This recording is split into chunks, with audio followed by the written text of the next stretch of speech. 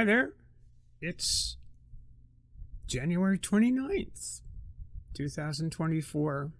Yesterday evening, I had the pleasure of sitting down with secular Rarity over at Skeptic Haven, their call-in show.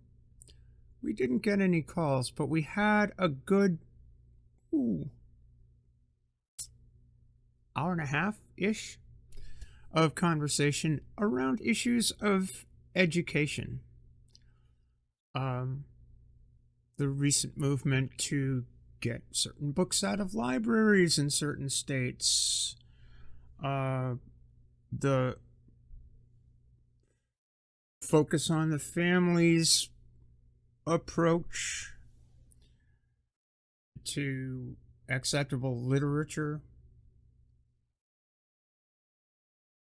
Adventures in Genesis approach to science education, education generally. We talked about some history, we talked about current affairs, and we talked about a lot.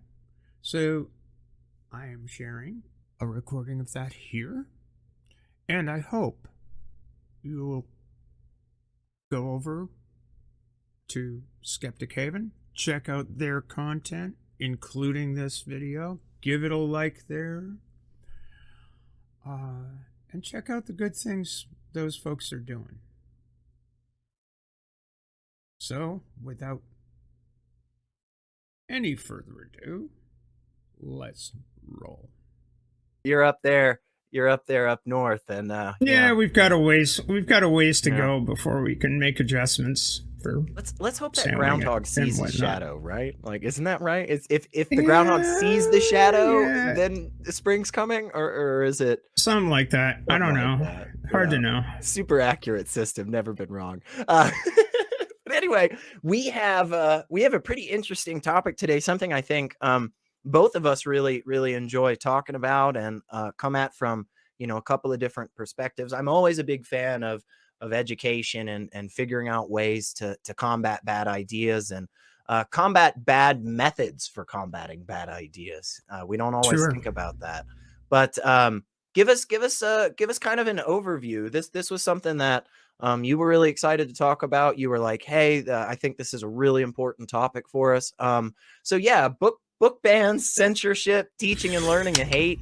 What the heck is all this? What's been going on in the United States? Well, we've seen an awful lot of effort at the local level to regulate books in libraries, for example. That's never a good sign. 2 months after the leader of a certain Central European country in the second third of the 20th century got into power, they were burning books in the streets of Berlin. And if they weren't burning the books, they were definitely going into libraries and checking out the contents of the libraries, because, of course, they did not want any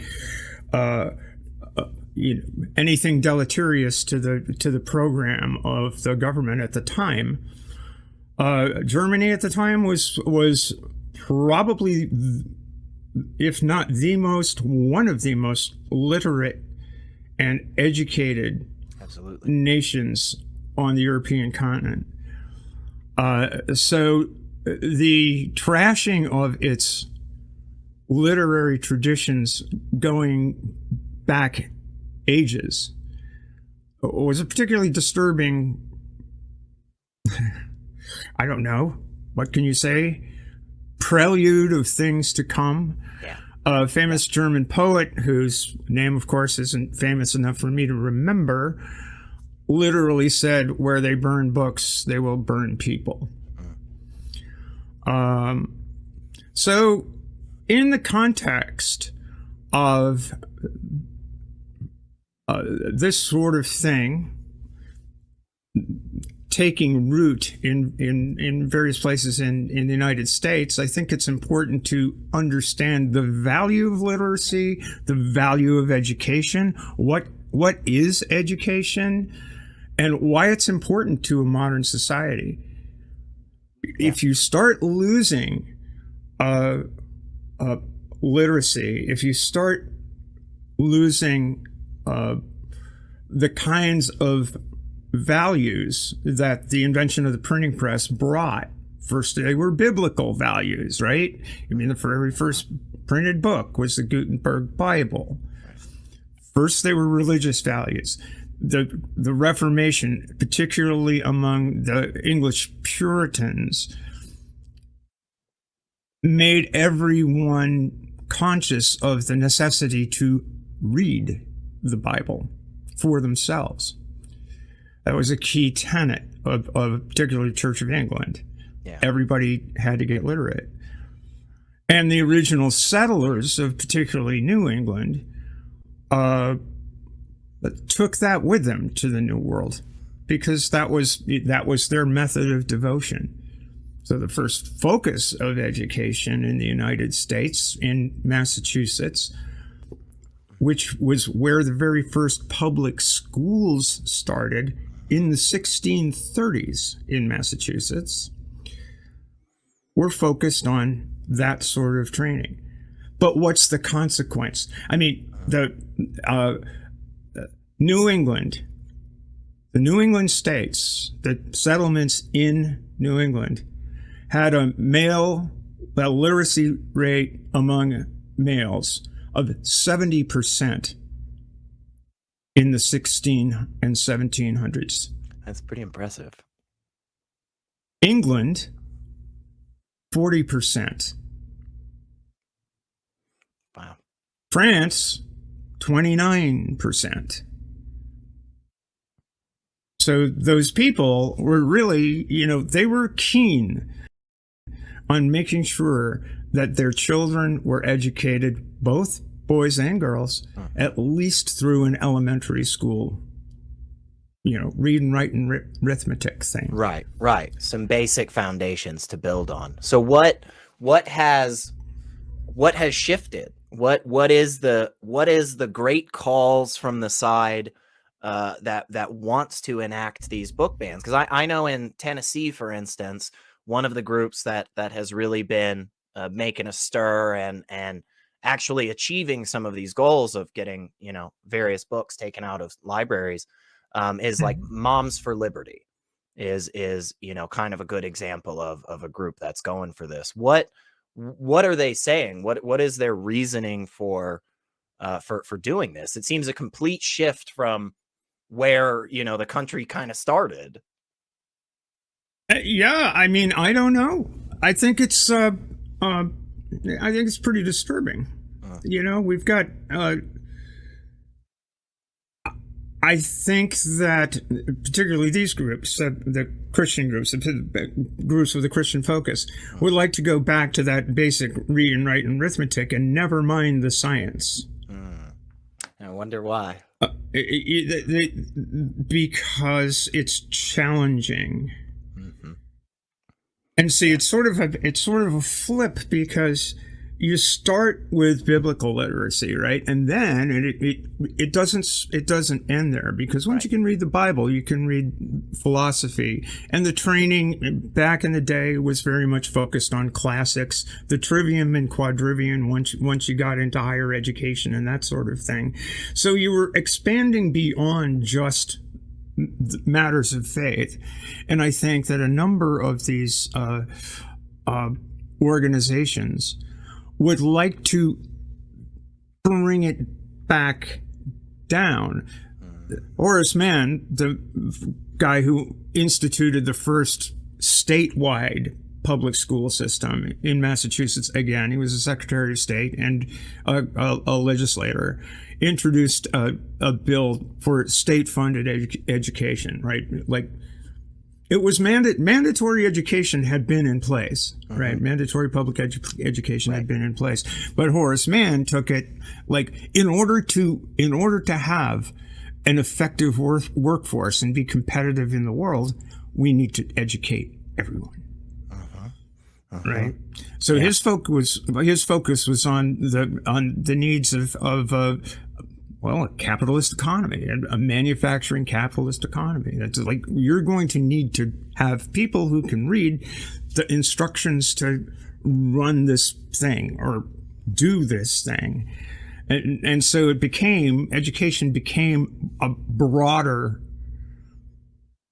thing. Well, I think that the Moms for Liberty people want to collapse the liberal arts and focus on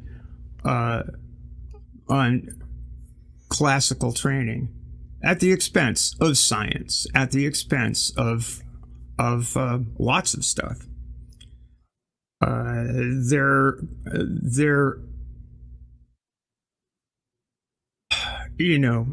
focus on the family. Well, which family? They're looking to focus on the families that look like them. Yeah. And believe like them. And so it's a great way of enforcing a kind of social cohesion that benefits that cohort at everyone else's expense. And that falls right in line, I think, with the overall program of preserving a heretofore majority's power as the demographics in the states shift, and as people become more tolerant of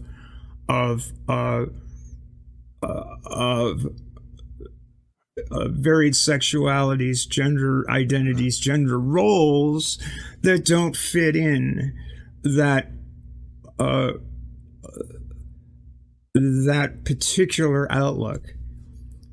And of course, there's all sorts of arguments you can have as to, well, is that biblical? Sure. Well, that's not scriptural. We can have that argument all over the place, but that's counting angels on the heads of pins. Right. And, so it's a pernicious movement, and what it will do, and what it seems like the trends are doing, it will really damage the standing of the United States, which historically, because, at least in part, of the commitment to good education, good foundations of education, and we talk about some fairness a little bit later as to how that was actually applied. That yielded institutions of higher learning that until now have really attracted foreign students, which has built the country. If you look at the number, the United States had more Nobel laureates than any other nation on earth, and most of them were immigrants. Yeah. Weird how that worked out, and we got all these people not wanting to let people in. You touched on some of the issues that the folks seeming to press about banning books and censoring things in schools and so forth. You touched on some of those topics, and I want to go a little bit further into that and just kind of flesh out some of those specific ideas that these individuals seem to be focused on. But before I do, of course, I want to remind everybody about the fact that we are here.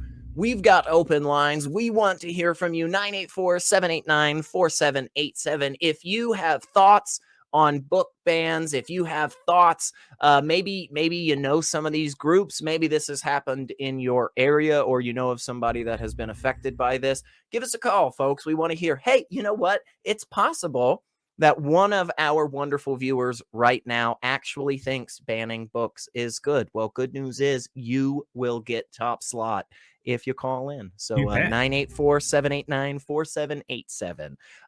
So yeah, Stephanie, what are some of these focuses that these groups seem to have right now? Or is there anything in particular? Do they just not want any books, or are there specific books talking about things they don't like? I mean, what are they focusing on? It seems like all the many news stories that I've seen have been the things that they find skeevy are things that specifically focus on sexualizing children, right? Okay. Okay.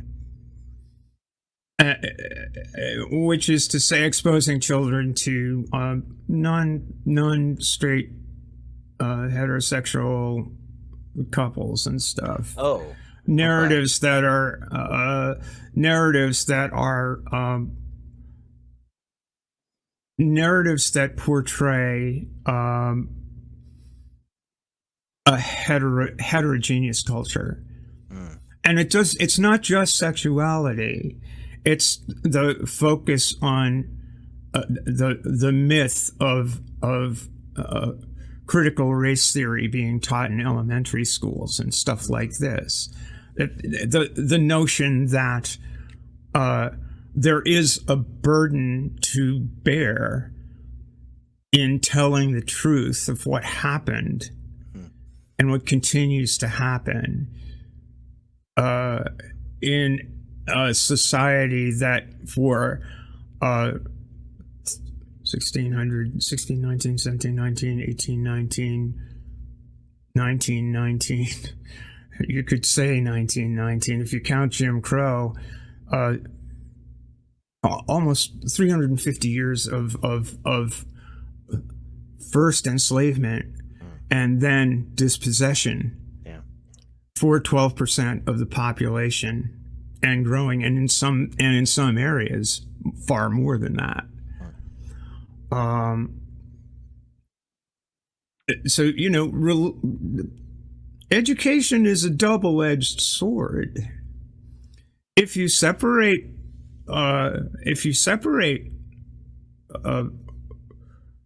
the privileged class from the less privileged class and conduct their educations in a different way, you'll have the privileged class, particularly when it's a I own y'all matter, being taught that owning other people is okay. So it's, the arenas of privilege perpetuate bad ideas. Yeah, I totally agree with that.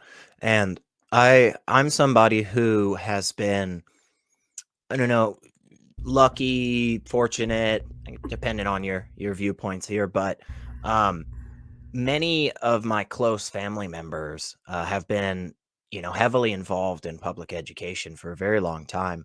And so growing up through public education, I got to see a little bit of a different side of it, as well as being, just a regular student in it. Because there would be times, where, again, various family members, would have to be involved in meetings with, school board presidents or, director of schools, principals from other schools, yada, yada, yada, right? And so that gives you a slightly different side of it, one that the vast majority of, folks in America, I think just as well as across the board, don't really understand the work that goes into education on the back end. So I have always grown up with this deep love and value for education. And one so that I think is, should be even across the board as much as possible, because I really do believe that, good education is the best equalizer out there, right?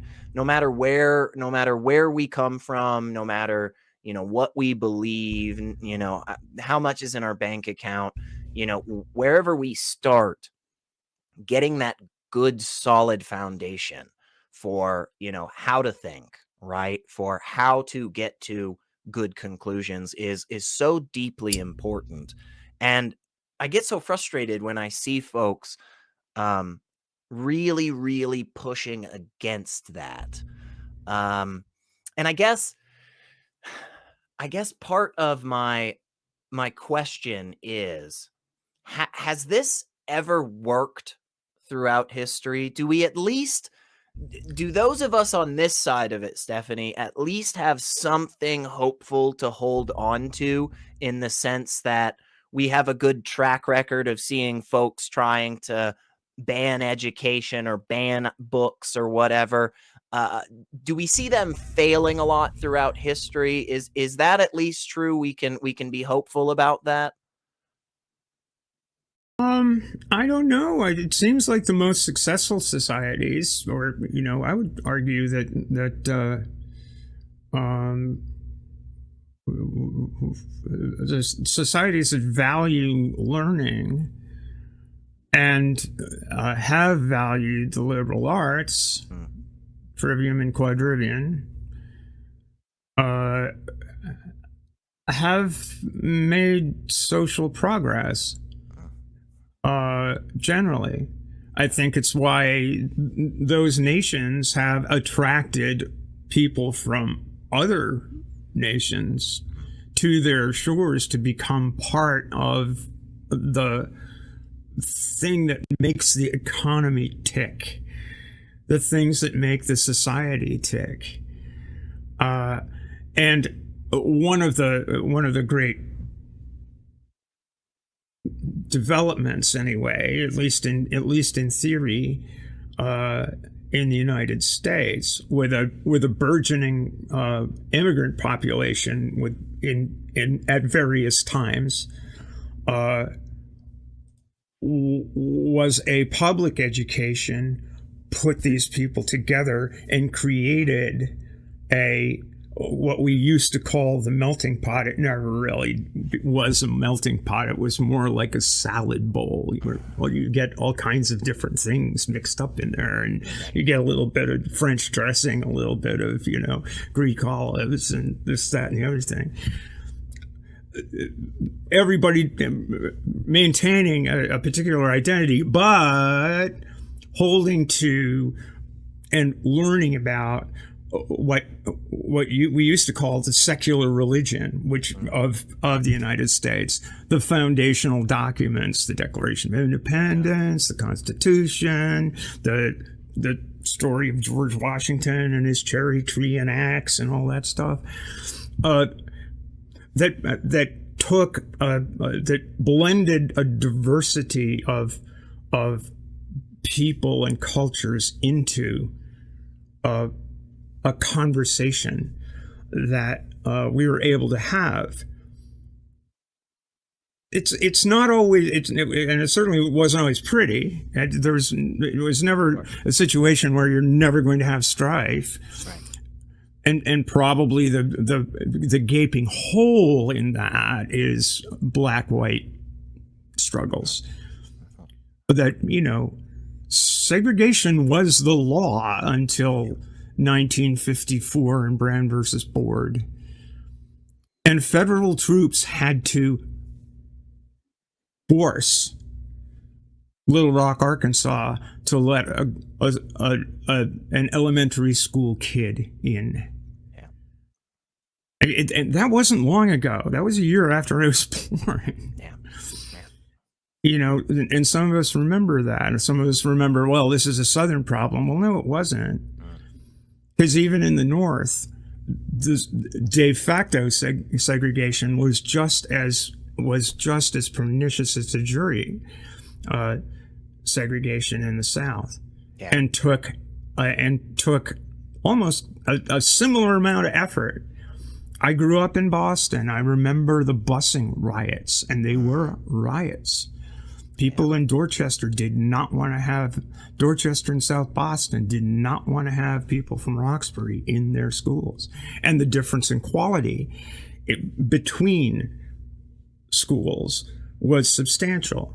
Jonathan Kozol wrote a book about it called Death at an Early Age, and it was based on what was happening in the Boston school system at the time. And it was a scandalous book. Came out in 1963, 4, something like that. But, and this is where we get into the teaching of hate. This is where you can, education can teach wonderful things, or it can teach terrible things. And I think that the on balance, I think that Moms for Liberty would say teaching that people come in all shapes and sizes and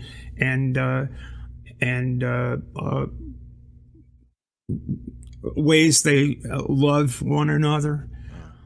They would think that that teaching that or letting that be shown would be a terrible thing, because it's anathema to their belief system, because Right. that's not what the good Lord, that ain't how the good Lord planned it. Yeah. So it's tricky. It does seem to me sometimes, because I always, even for the folks, I think many of us here, rightly so, have that feeling in the back of our mind of saying, like, they don't deserve the benefit of the doubt. We don't need to be super charitable with what they're saying. I still want to try and be charitable. I still want to try and take people as honest interlocutors in this space. And I'm here. I'm just unfortunately, shifting. oh, good. No, good. I was just making sure that I was just making sure I wasn't seeing something, because I was like, well, Stephanie may have just disappeared from view. I have wizardry. Good. Perfect. I have wizardry stuff. You saw it here, folks. Magic, real. Yeah, it is real. No, but like, I want to be. I want to be somebody who says, okay, you guys tell me this is the reason that you're doing it, right? You tell me the reason that you're banning certain books from middle school libraries is because the information that they are presenting is somehow inappropriate, right? Could be inappropriate in a handful of different ways, but just blanket, this is wrong. And then we go look at some of what these books are. We go look at some of what these topics are being discussed. And you come to find out that, for instance, one of the books that consistently finds itself on this list is that story about that little girl, that little 5-year-old who had to be walked in by the National Guard. For some reason, the biography of Ruby Bridges comes up a lot on these banned book lists. And I really, really struggle as to what is the charitable reason that you would want a book like that banned. And I come up empty a lot of times. It just feels as if they just don't like that story, which seems to be like the epitome of like people overcoming their differences and trying to come together, right? How do you justify banning that? I certainly couldn't justify banning that. And I think that in a lot of situations you'll find people making some other excuse that tries to obscure, but in this particular case it's very, very difficult to obscure the out and out racism and bigotry that's going on. And it can sound all very well and good, and it's like,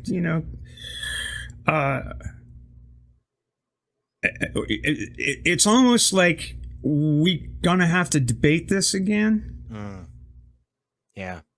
Are we really gonna have to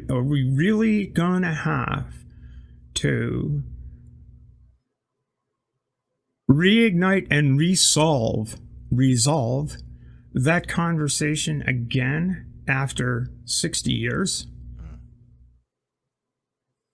Are we really going to do that? And there's so many places in the world right now where that exact thing is going on. We are going to have the conversation about a woman's right to choose all over again. Yeah. After 50 years, we are going to have a conversation about voting rights after 60 years. And I think that we need to recall how long those conversations went on prior to the adoption of something that people not a lot younger than me grew up with not even having to think about. Yeah, I definitely I know you often talk about MLK's letter from a Birmingham jail. Definitely powerful stuff. I'm sure that's on the band list. Oh, I would. Yeah, I honestly would. Yeah, I honestly wouldn't be surprised. But the dream speech with black children and white children coming together and all of that. Well, that's obviously that's hagiography. It's worthwhile remembering that Dr. King was literally the Gallup polling of favorability. I think it was Gallup. It might have been Harris polls, but I think it was a Gallup poll. Correct me if I'm wrong. I could find it. But in 1966, he had an unfavorable rating. Say definitely of 67% of the nation viewed the man as unfavorably, and 40% of that were very unfavorable. Yeah, definitely after his comments on Vietnam. And, well, no, this was before them. Even before this was 66. This was 1966. And 2 years later, the man was assassinated. It's like, he's a Christ-like figure nowadays that proves that we've overcome racism. Well, that's a very substantial misreading of the guy's actual life. Yeah, it's not an accurate telling of history there. But the reason I brought that up is because I very much value that sentiment about the moderate, the individual who, in this topic, for instance, stands up and sees various groups, various individuals pushing for books to be banned, pushing for certain ideologies to not be talked about, or just certain people to not be talked about. And I get frustrated oftentimes by the folks that are saying, oh, well, it's not really that big of a deal. Oh, well, I mean, it'll go away. They're riled up right now, but they'll get a couple of books out of, the libraries and then they'll be fine. Is this a view that you think is well-founded, or do you think this will keep sticking around with us for a little bit? Is this censorship and book ban, kind of wave that we've seen going on? Has it come and gone, or do you think this is kind of the beginnings to something worse? Well, of course, it all depends. It depends on how it's handled and how we deal with it, whether we're going to be open about discussing it or not, or whether we're going to have those quiet conversations. Because after all, these are good people; they can be convinced. And maybe if we sit down in a room with, I don't know. Moms for Liberty or the Heritage Foundation, and one of these, a representative who is promulgating these ideas and funding the efforts to make this happen on the ground, because these things don't happen in a vacuum. They have to convince people to put the law in place. Right. Quite recently, this is really kind of weird. Quite recently, one of these groups, or at least a conservative activist in Great Barrington, Massachusetts, the home of William Edward Burghardt Du Bois, one of the founders of the National Association for the Advancement of Colored People. Wrote a book called The Souls of Black Folk. Absolutely legendary, brilliant man. Right. Grew up in Great Barrington. The library that some parent called the police to inspect the contents of the library was named after Du Bois. Wow. And that just blows your mind, because here's a guy, a black man growing up in the North, who relied on access to education to develop his intellect to the point where he could write and speak the brilliant words that he did. And here's someone coming in because, we can't have CRT. We can't have availability to things outside of a particular, I hate the word worldview, but I guess people have them, a particular frame of reference. Sure. That really, I think, seeks to maintain hegemony over society at large. And you're getting to your question, is it a phase? Well, there were phases in, banned in Boston used to be, this is immoral. This is immorality. Henry Miller, we can't have Henry Miller being sold in Boston. It was actually, a selling point. My book got banned in Boston. It must be hot. Yeah. You're going to need to pick up the next copy. You're going to want to read this, right? There were times when we went through the era of the decency laws, the Hollywood decency laws. You can do this, but you can't do that. And it was a phase that did seem to, everything opened up in mid 60s through the stretching into, it seemed like a good 30, 40 year stretch of openness. But the people who enjoyed those book bans, they didn't go away. Their culture didn't go away. Their commitment to, this is a horrible thing we're seeing happening to our country. And you see that repeated over and over and over. They're taking our country. Right. And that's what they're tremendously scared about. Because nobody, you got to probe a little bit and find out who the "our" is when you say our country. Yeah. And you got to be honest about that, Yeah, absolutely. And I think that, what you just said there is the two kind of sides I always love to present in this moment.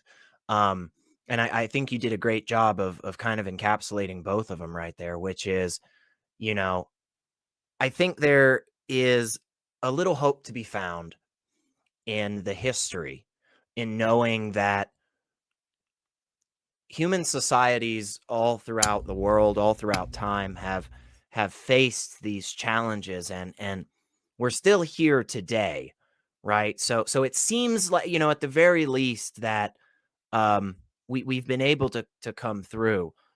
But even with that hope, right? Even with that, good outcome that we're kind of looking forward towards and always trying to get to, we absolutely cannot lose sight of the fact or gloss over the pain and suffering and outright loss of human life that took place during those periods of time where these ideologies of banning things we don't like left and right, of actively attempting to make sure the next generation is not educated on the problems of the past that led us here today. the suffering that was caused, right? I mean, you've brought up, 1930s Germany. The suffering that was caused from this ideology. Sure, sure, the Third Reich didn't last. Okay, that's awesome.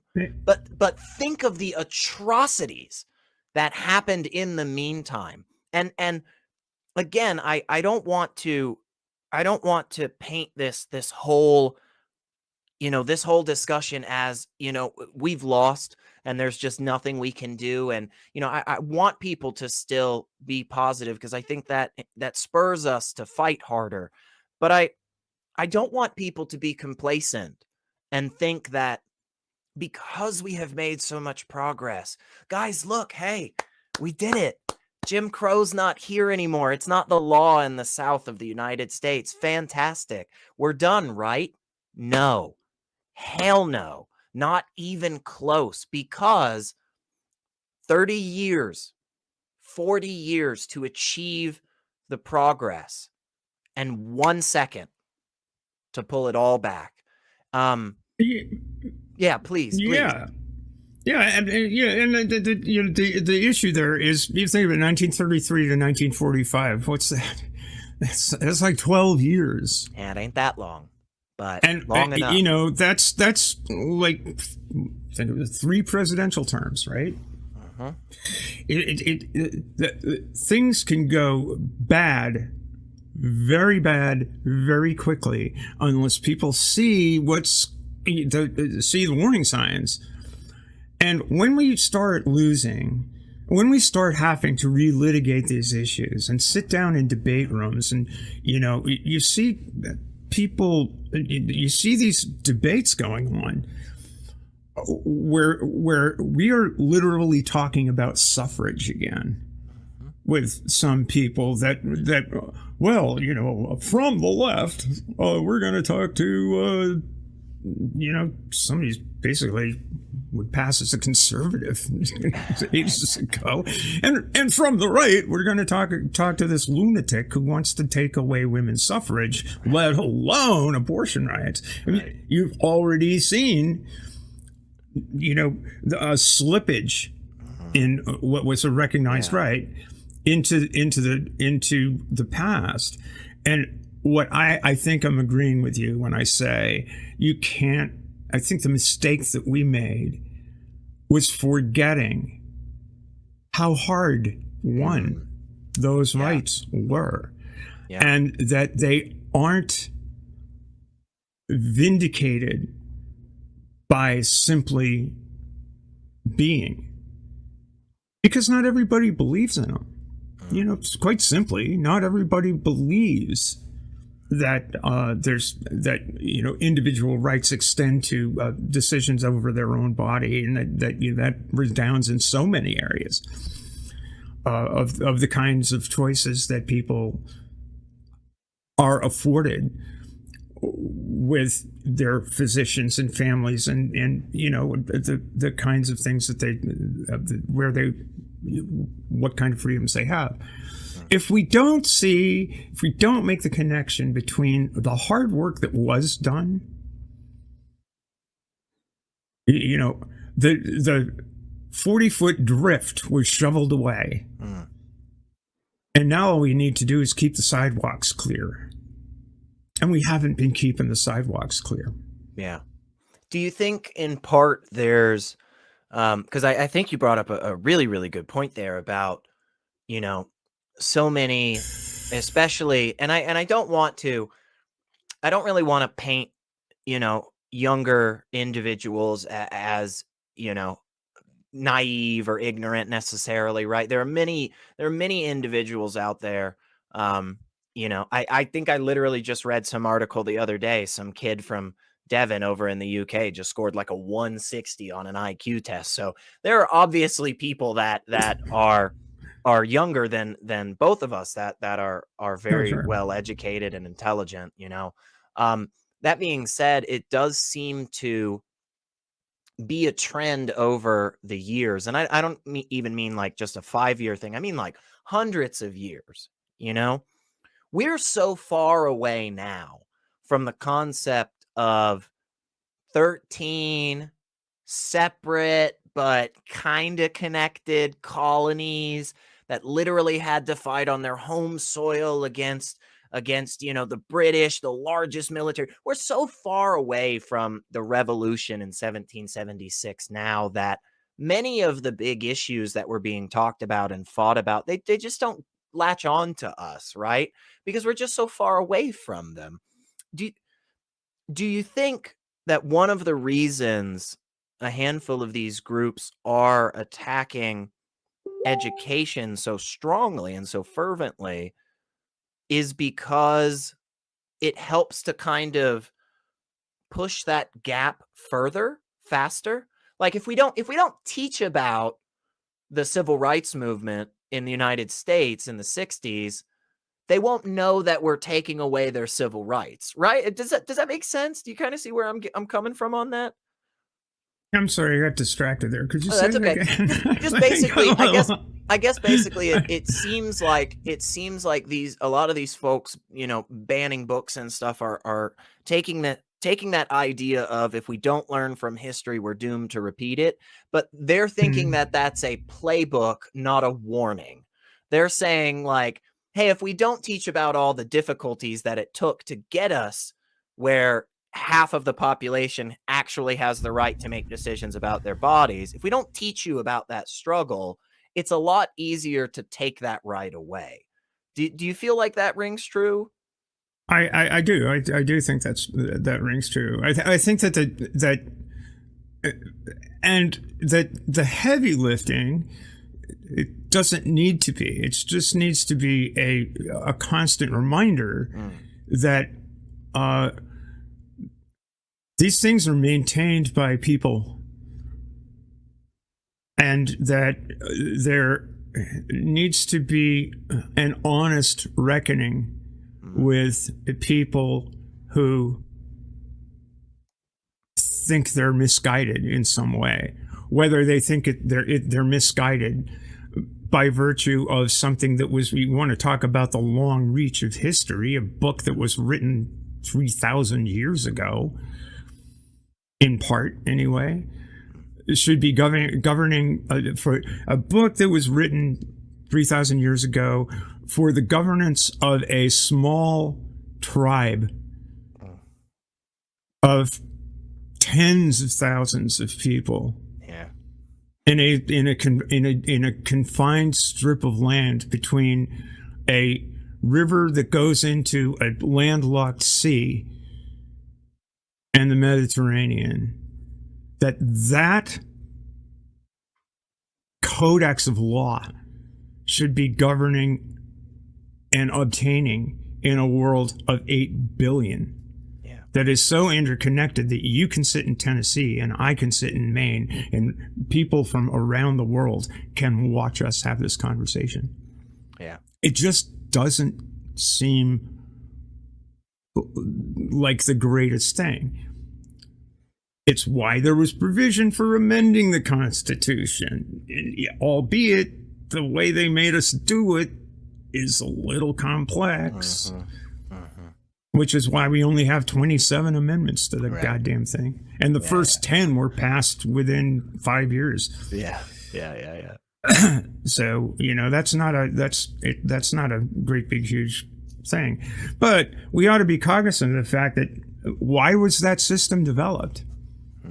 Why, out of what philosophical milieu and what concepts of politics and polity where did these ideas come from? And they came from John Locke, and they came from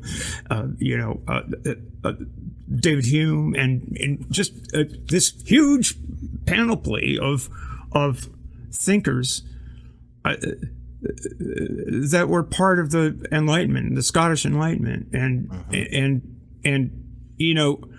in reaction to, like, when my sixth great grandfather came to New England in 1637, there hadn't been an English Revolution. Yeah, right. the Puritans were the Puritans were came here because the Church of England couldn't stand them. They kicked them out. I always say that my ancestors are the worst buggers on the planet. The English are terrible. I mean, they took over Ireland. They started out with Ireland. It actually started out with Scotland, then took over Ireland, and then had 2/3 of the world under their thumb. And we were the sons of guns they kicked out. Right. Yeah. Because we were too ornery, you know. But we are the fruits of, you know, the people that were writing those documents. Sure. Were within a couple of generations of a king getting his head cut off, and a Republican period, and the restoration of monarchy. So, you know, all of these things are rather fresh in their minds, and they so you don't want to do that again. How do we separate these things? And they had you know, these philosophical treatises on government. You know, it's amazing how much those guys did. Now they also did the work on the ground to enforce what they thought at the time were the common rights of Englishmen. Right, and they thought that the Brits were abrogating those common rights, and therefore they had to stand up and assert those rights. But we have to do that too. Right. Every generation has to do that too, and it's not. And we have the benefit of a couple of hundred, you know, two and a half centuries of that history, and of developing our own systems. To say, well, no, you're taking away our right. These are our rights here, and we are not going to. We have fought for those, and we are not going to see them be taken away on the basis of a cadre of people that seem to want to be ruled by biblical law.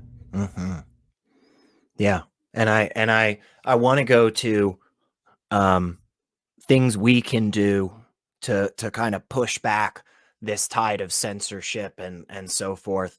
Because there's a bunch of organizations out there. I always think of, like, you know, American Atheist, Freedom from Religion Foundation, Americans United. There's so many wonderful organizations. And I want to get to that. But before we do, I think one really crucial aspect, and I'm glad you've brought this up, and I want to highlight this because I think it is, you know, particularly pervasive and harmful. There does seem to be mixed in with all of this. Again, we're trying to be a little charitable, folks. I know some of y'all are probably thinking, Elliot, why are you trying to be charitable with some of these people? Because I truly believe that the arguments are so poor that the best version of them are still obviously flawed and will fail. So the best argument I see coming a lot of times is how, you know, we're protecting children, and we're keeping them safe, and we're making the world a better place, you know, for people. But then I see this hate. Then I see this deep hatred for people. Sometimes it's trans people. That seems to be a huge focus. Sometimes it's black. Sometimes it's black people. Sometimes it's women. Sometimes it's poor people. It goes across the board in a lot of different ways. And I guess one thing that I'm wondering is, and this is where I'll love to pick your brain on this.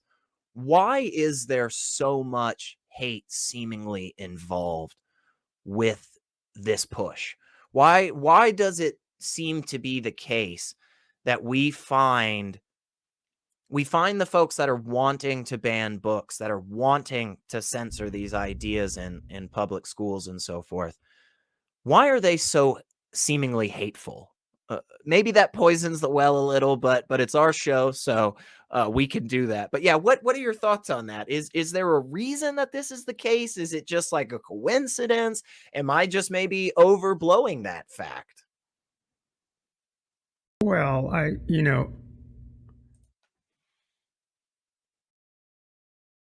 we're still very tribal. We're still very we're Homo sapiens. We are trapped in our biology. Biology is part of history too, and they also want to misteach biology in the schools, and a whole bunch of accepted tenets of biology are of course also things that they like to rail against. The theories of answers in Genesis. Did you hear me? Yeah, okay, I guess I'm safe. The theories of answers in Genesis can't be taught in the schools because it's not science, and Pennsylvania court found that it's not science. And there's a number of people that say, God damn it, yes, it is. It is science. And it's a fundamental misunderstanding of what science is, what it can accomplish as opposed to simple Christian belief. Yeah. You would going with the Bible as your field guide, you'd be hard pressed to discover oil. Yeah. Or explain why it was there. Yeah. Or you'd make up a story that said, well, God hid these things and he had these, he dug these holes and poured the oil in just so that we would have it. He didn't tell us where they were, but we can figure it out. And how do we do that? Dowsing rods? I mean, it sounds pretty Joseph Smith-esque, right? If instead of looking for golden plates, you're looking for black gold. But it doesn't work that way, right? And science doesn't work that way. The people that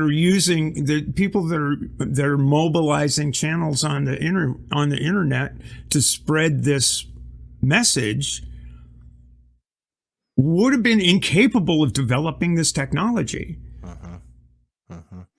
because science can't progress when it is mandated. That somebody comes along and says there are things that go around other planets in the sky. Lock him up for the rest of his life. Put him under house arrest. Right. And I think that it's fear. I think that it's fundamentally fear. That this is what has kept our tribe so sustained and nourished spiritually over centuries, and it has led us to have the material benefits of the world, and we do our tithe and all of this stuff. And this is where this stuff is mostly coming from. Mostly, not exclusively, but mostly, it's coming from people with very fundamentalist views. And of course, on the other side, they didn't think, well, why should we even care about that? Because we are not of this earth. We are born to heaven or hell. Yeah. I think you're right on both sides of it there. Yeah. Not give a fuck about a whole bunch of stuff. Right. I mean, in part, you've got this ideology that does really incentivize folks to actively stop caring about making this life a good one for people. That's something I think you can see across all major religions. There's this great focus on kind of this idea a lot of times that like this world is just crappy, like this existence just is on a lower tier than this other cool, super cool place. Sometimes we call it heaven, sometimes we call it Jannah, sometimes we call it Nirvana, but it's kind of all the same concept. Like there's this better existence that like you can get to eventually, but this is always just kind of going to be crap. So you have that on one side, and then on the other side, you've got exactly what you were saying, this fear response, which again, in part, and this is me trying to be charitable. You guys are gonna, you guys are gonna see me try to do that as much as I can on this stuff. In part, I understand it, right? I mean, it seems so human, that you've been Sure. doing something, a certain way for a while. It's worked out. And somebody comes along and says, well, gosh, man, we got to change that crap. It makes sense to me why humans would kind of come into ourselves. We kind of close ranks in those moments. But you mentioned something, and I think this might be a good shift to start talking about, what methods could we use? What can we do to push back on some of this garbage that I think you and I, very much disagree with, of censorship and book banning and teaching of hate and so forth. Because you talked about how like there was this really big thing in the US. It started way back with like the Scopes trial. And then like, it's like Kitzmiller versus Dover. Like, so we've had this thing back and forth where it seems like, Stephanie, it kind of seems like we banned creationism talking points and stuff. It kind of seems like we said, hey, no, you Yeah. can't do that. And maybe we're doing the bad thing that we're accusing the other side of. Are we hypocritical? Is there some difference between these situations? Why is that situation not the same as a group like Moms for Liberty saying we can't have a book that has two 12-year-old boys who like each other in a romantic way? What's the difference between those two sides there? I think that the difference is the willingness of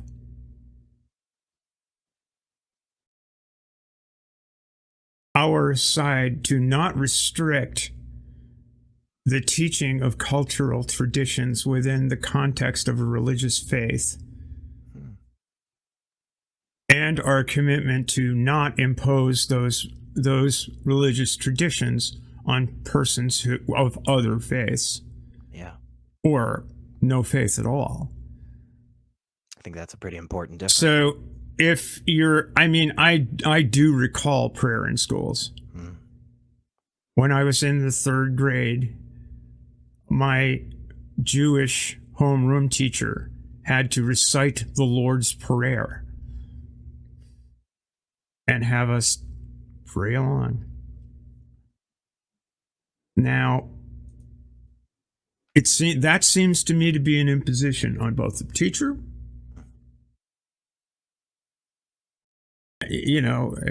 well, you could say, well, if you don't want to do it, you go find a job somewhere else. Sure. But that's not how a multicultural and nation can function, because that's automatically othering people, and that's the biggest thing. And part of the commitment that we should have as a civil society, from my perspective, is a commitment to honor the traditions and being of people not ourselves, or of our tradition, or like ourselves. So how do you know that there are these other traditions? How do you know that Yeah, when you get to be 13, if you're not attracted to the gender you're supposed to be attracted to, that it's okay. You're still a human being, and you're and you're not going to be told, and you're not going to be trapped in a closet of a mental and sometimes physical closet. You know, you're not going to have people running after you to punish you and keep you out of society. So it's a question of acceptance. It's like, and the other side, on the other hand, would have all people who wish access to the broader reaches of society to follow their instruction manual. Precisely. Which comes as it's a bit of a problem, because you can't find unanimity in the Christian faith.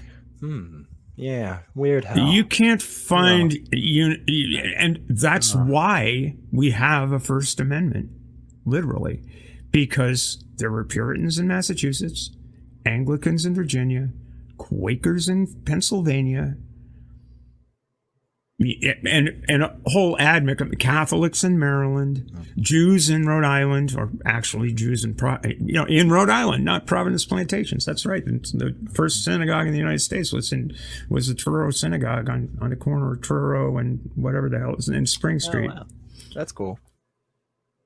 In Newport. And George Washington visited. You know, it's like, hey, this is really cool. Anyway, we have a First Amendment because it was that kind of a polyglot nation, and they couldn't possibly get along. That's why it says Congress shall make no law. They were talking about the federal, you know, we didn't want it. We couldn't have a state religion.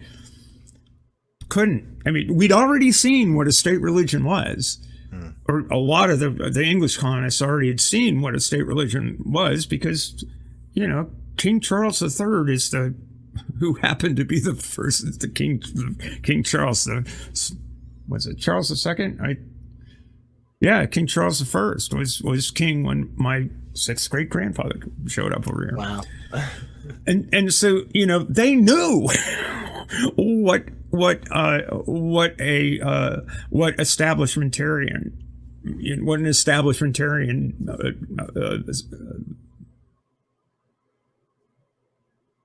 religious regime looked like. And it just wasn't feasible. You couldn't possibly do it with so much religious diversity, and that's what a lot of these folks, I don't think, understand. You know, I think that some of the challenges to some of these to some of these measures come from other people of faith who say, hey, wait a minute, that's good for you. Right. It ain't good for me. Right. You know? Right. I think one of the greatest things I saw after the Dobbs v. Jackson decision from the Supreme Court, which allowed for it didn't say you can't have abortions. That's not what the Supreme Court ruling said. What the Supreme Court ruling basically said was, we kick it back to the states, and the states now can just decide whatever they want willy-nilly, which creates this patchwork of legislation, which oddly enough was the exact situation that led to Roe versus Wade in the first place. Hey, whatever. Place. Yeah, weird how that turned out. So anyway, that's exactly that was the case. That was the case in you know, that was the case when I was growing up. You know, right, and that's what a girl in Lexington High School was like, oh, where is she? She's not in class today. It's like, oh, she went to New York. Right, she just went over the border. Right, exactly. But you touched on something else that I think was a really good point, especially when, you know, because I do hear this criticism sometimes leveled you know, towards our side of this discussion, where it's like, well, you want to ban stuff too. You don't want me to talk about my religion. You won't let me teach young earth creationism in schools. And I often am a little confused by that criticism, because I actually don't have a problem in the sense of, you have the right to teach your children, you know, um, that the earth was made in 7 literal days.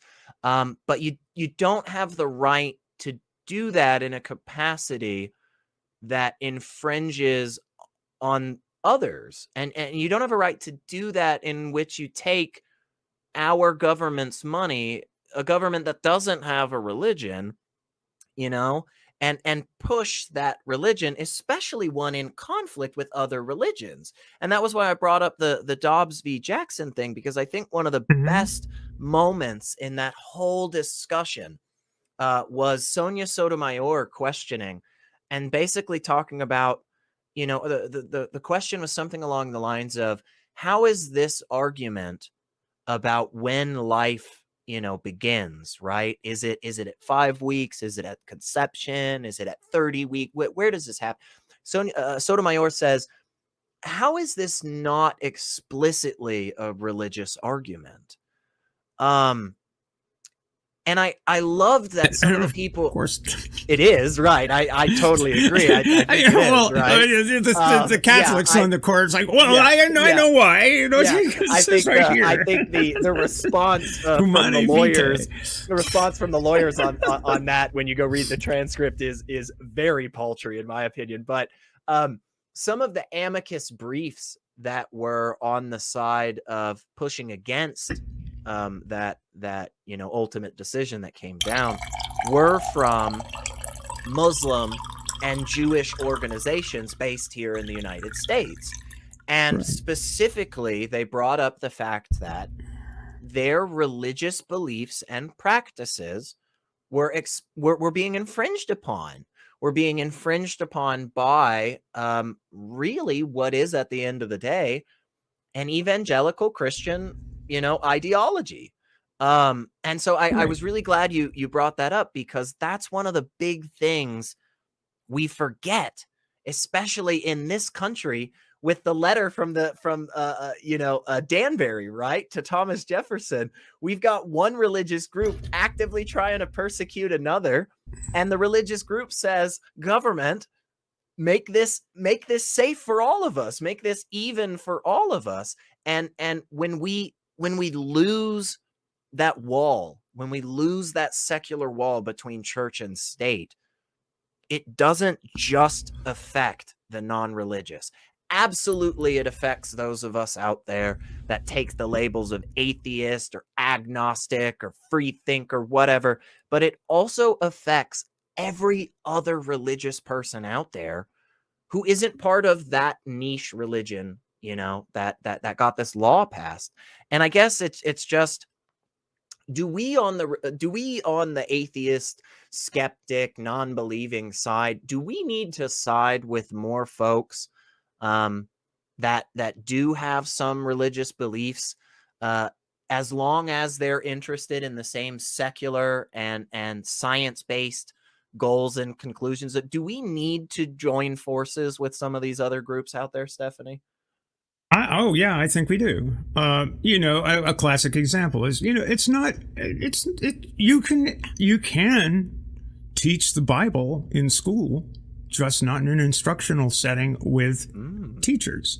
You can have an after class Bible hour. Oh. Now, you can do that. You can have the Christian club or the blah blah club or whatever within certain limits, and certain jurisdictions have different, you want to rent the cafeteria for, you can go ahead and do that. Right. Or you can have, these organizations are totally permitted. It's not like you can't do this, but we're just not going to do it because it ain't science, and it ain't, it's you can go ahead and do that. What do these Christian groups get upset about? The Church of Satan would like to organize an after school Satan club. And all of a sudden, no, you can't do that. It's like, why the hell not? I mean, Of course we can, right? So then they go all mopey away. It's like, well, if they're going to let those people do it, we don't want to do it. We'll do it over here. I was like, fine. They'll do it over there too. Your choice. See, there's a matter of choice involved here. That on the one hand, you insist on this is the problem. You insist on your doctrine being the exclusive doctrine.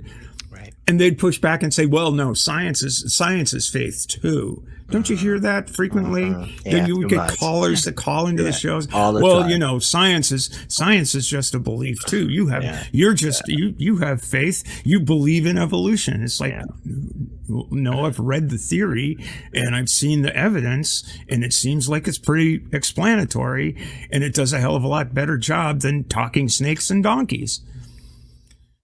So, at least I can find a paramecium. You can't show me a talking donkey. Right. But it's fine. As long as people agree that we're diverse, we're culturally diverse, we're racially diverse, we're gender diverse, that's just us. That's what Homo sapiens are. That's what they've always been. And, as long as what we want to do in this society is cultivate an attitude of tolerance, so that we can learn from each other and not exclude each other and be good neighbors to each other. So we don't have a 30 years war. Yeah. So we don't have this kind of split. Going back to history, these people 2 generations before had a sectarian war about the supposed Catholic tendencies of King Charles I. They chopped off his head. And these guys' grandparents, for Christ's sake.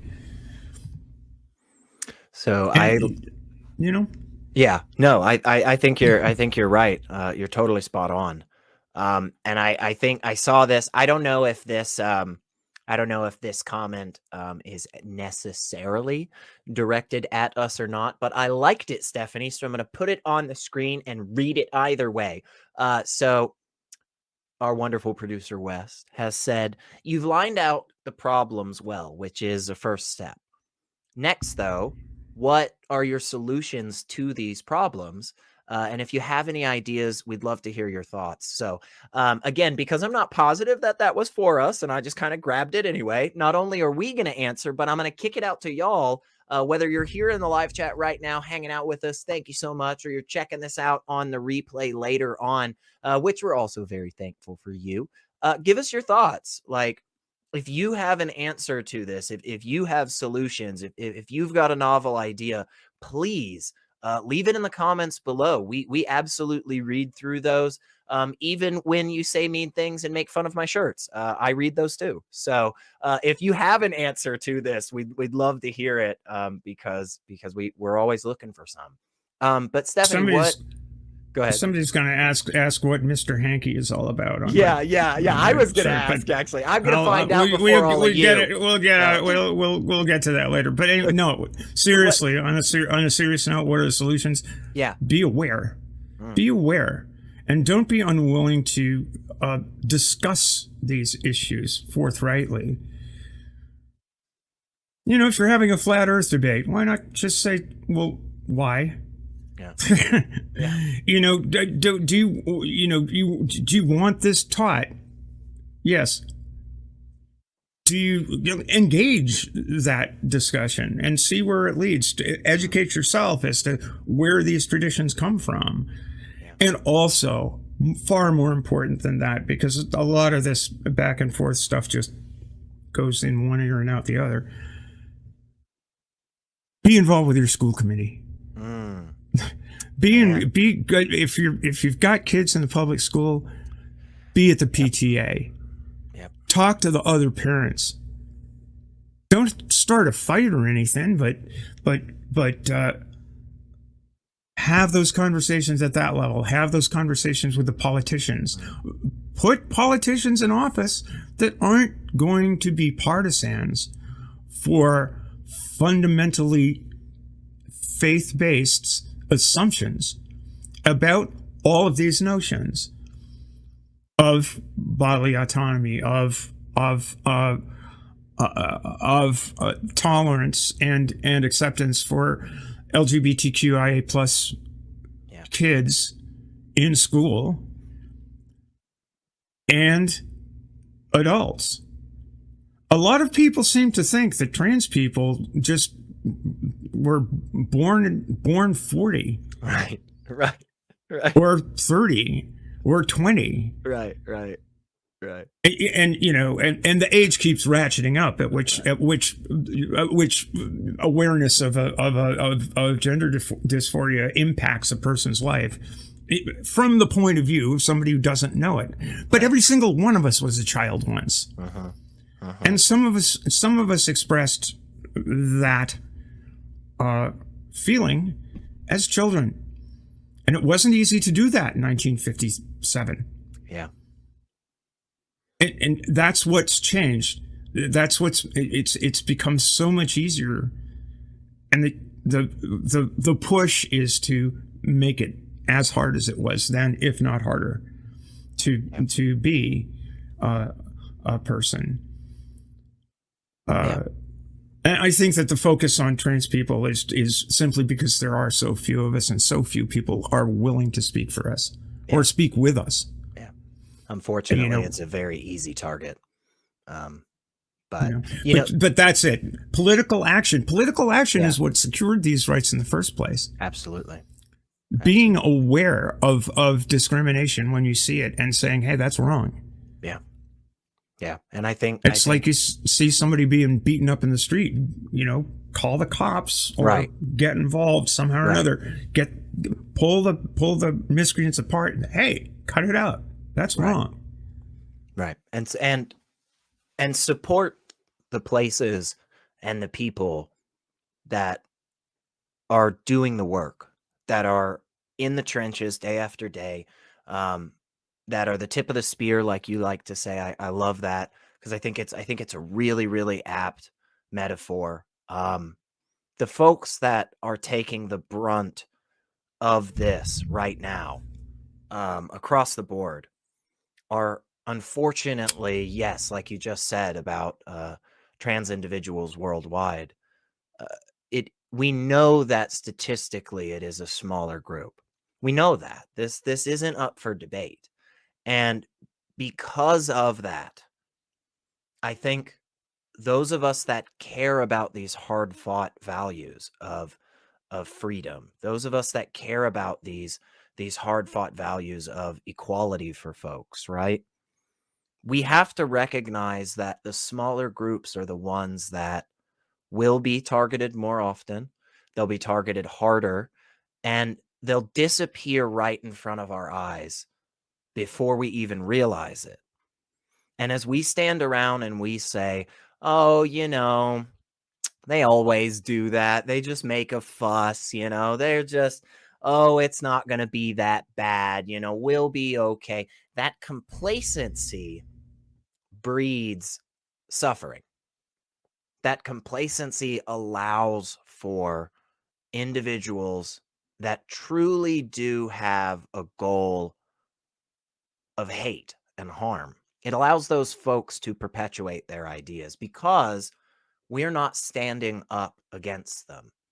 So I know I mentioned a handful of wonderful nonprofits earlier that are doing great work, like Freedom from Religion and so forth. There are a lot more, you guys. There are a bunch of them that are out there. I'm sure a good few of our people here have heard about things like the Trevor Project and a bunch Mermaids of other in the UK. Yep. Bunch of wonderful, wonderful organizations that are out there that really are fighting this fight. And they need support. And I think that is one of the, look, I am not I am not asking nor expecting everybody out there to start doing what you do. Start compiling this wonderful data and information to just be able to just counter these, hateful, points from folks just trying to, ban LGBT people into oblivion. I don't expect that from everybody. I don't expect from everybody to hop on a show and put themselves out there, as much as you do, and I get that. Maybe that's not for everybody, but what's really, really damn easy to do, in my opinion? It's really, really easy to show up to the places that regularly are having this conversation, that regularly are fighting this fight, and tell those folks, hey, I'm here for you. And then when you find yourself in another place and others are perpetuating these terrible ideas and you don't agree with that, you don't just sit there quietly. You make it known. Hey guys, I don't agree with that. I think you're wrong there. I don't think that's the right step forward, I I mean, honestly, you said it the best. Participate. Participate, folks, because it will not just stop at that small group, right? That doesn't have as many voices out there to stand up for them. It won't stop there. It will continue, because if you're not lockstep with those individuals that are actively trying to push more and more folks back into closets, if you're not in lockstep with them, they're not your allies. And they made that very, very clear time and time again. And it will continue until the entire world is in lockstep. Yeah. And I just disagree with that garbage. Please. And if your poker buddy hosts a big game and gets everybody over there and likes to talk about taking away other people's rights and makes jokes about them and this and that and the other thing, say, listen, I love poker nights, but I'll have to find another table. Yeah. Yeah. We have the capacity to deny our sociability with the people who are pushing this stuff.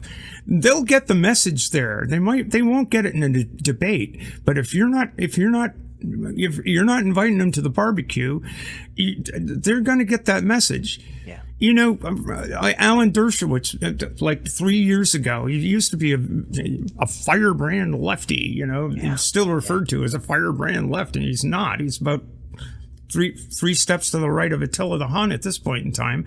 But he got so pissed off that his rich pals at their summer places in Martha's Vineyard weren't inviting him to cocktail parties anymore.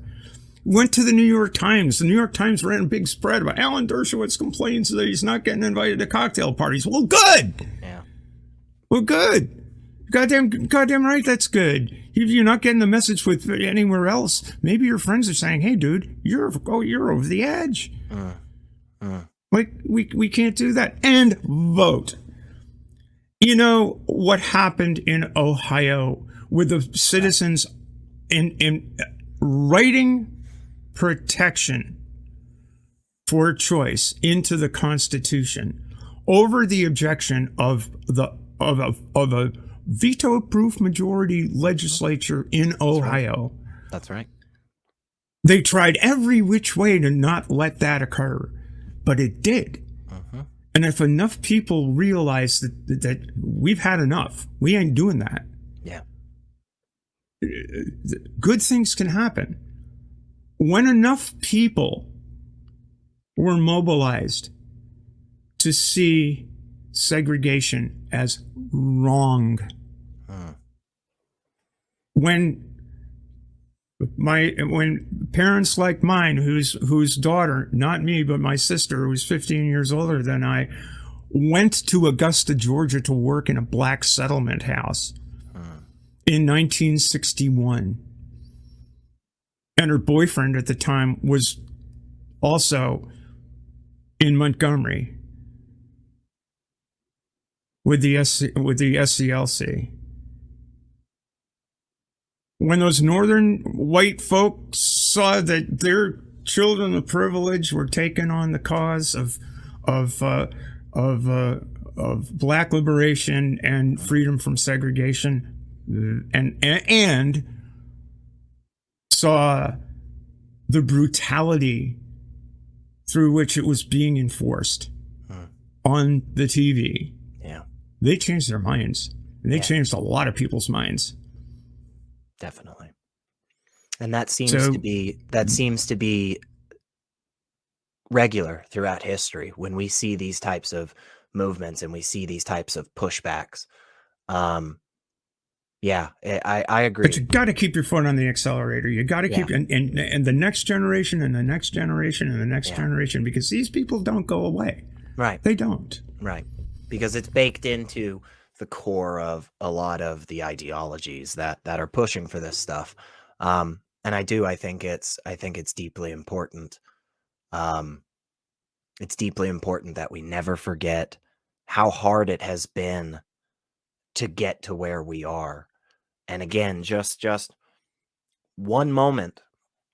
That's all it took, you guys. That's all it took was one court case. That's all it took was one vote on a bill. And, back to Ohio, here you see a veto-proof legislator coming in and saying, you know what? We don't want to provide medical care for minors in our state for certain things. We just don't think that that's the right thing to do. Years, decades, folks, it took to get these things. And unfortunately, with just a moment, they can all go away. So I really value you, Stephanie. You always bring a lot of really great stuff, and we've got some people to thank here, I think. Yes, we do. We have a few, quite a few actually. Would you like to thank those people? Well, I'm happy to participate, but I want to remind everybody that coming up on the 10th of February, Saturday, Women Atheists Unload will be having a call-in show just like this, and maybe they'll get calls. Yeah, I'm sure they will. They're so much better. They're so super cool, and it's on Saturdays, so it's a good time. It's Saturday the 10th of February. So put that on your calendar. The topic is the war against women. Much more real than the war on Christmas, folks. I think there's actual tangible evidence. Because there really is one, for example. Right. And of course, folks, don't forget to check out all of the wonderful shows here on the Skeptic Haven channel. We have fantastic things like Tuesdays, Secular Soapbox. Thursdays are the Sunny Spot. And Saturdays for the Global Atheists and Women Atheists Unload. And of course, on Sunday, we've got Let's Talk. And thank you so much to those wonderful patrons. You probably just saw their names flashing by, but we're going to say them out loud because we freaking love them. They help keep the lights on, and they are such wonderful folks like Eric Ozels, Ryan, Deneen Murphy, Dan D, Michael Wisen, Cindy Plaza, Sunny Shell, Aaron Colson, Phil Calderon, Amanda McLeod, and Logan Fisher. Thank you all so freaking much. And thank everybody here that was hanging out with us in the live chat. I saw it was lively the whole time. We absolutely love that. Anybody that's watching in the future, we greatly appreciate you too. One of the number one things you can do to help us out here is just like the video, just share the video, just comment below the video. We've asked a lot of really important questions tonight, folks, I think. And we want you to participate. That's the point of Skeptic Haven. We're a community, and we want everybody to give us their thoughts and let us know when we get stuff right, and even more so when we get it wrong. So tell us what you think maybe we can do here. What are some methods and some solutions to these problems where it just seems people are really actively gung-ho about taking away people's rights?